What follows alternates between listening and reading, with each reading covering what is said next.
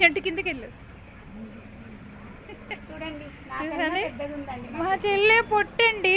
ఆ పొట్టుకి పొట్టుదానికంటే వంకాయ చాలా పొడిగుందండి. వంకాయ చెట్టు మలిచిపో. నాకన్నా హైట్ ఉందండి మా చెట్టు.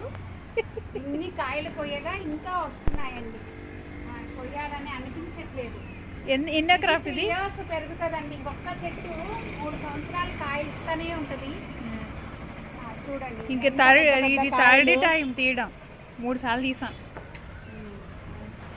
3 సార్లు తీసాను. కూర వండి చూపిస్తామండి. చాలా కమ్మగా ఉంటుందండి. చాలా కమ్మగా ఉంటుంది. ఇంకా చూడండి మా చెట్టు కాయలు. ఇంకా మాకు చాలండి. కూరకి ఎక్కువైపోయి పాడైపోతాయని తీయట్లేదు. ఇవ్వండి, గుత్తుకి కొమ్మకి ఉన్నాయండి. ఇంకా ఎన్ని కిలో వచ్చాయా? కిలో వచ్చాయండి.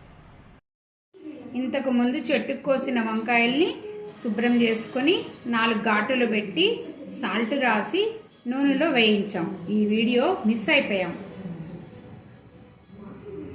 దీంట్లో పల్లీలు, జీలకర్ర, ధనియాలు, కరివేపాకు, ఆనియన్స్ అన్నీ కలిపి పౌడర్ చేసి నిమ్మకాయను కూడా కాస్త వేసి ఆయిల్ వేసి ఆ ముద్దని ఇందులో పెట్టేస్తాం.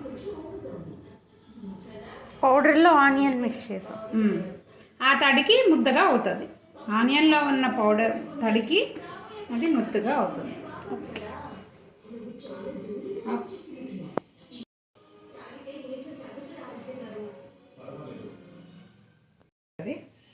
అప్పుడు ఇలా మసాలా పెట్టిన వంకాయల్ని మళ్ళీ ఆయిల్లో వేయాలి.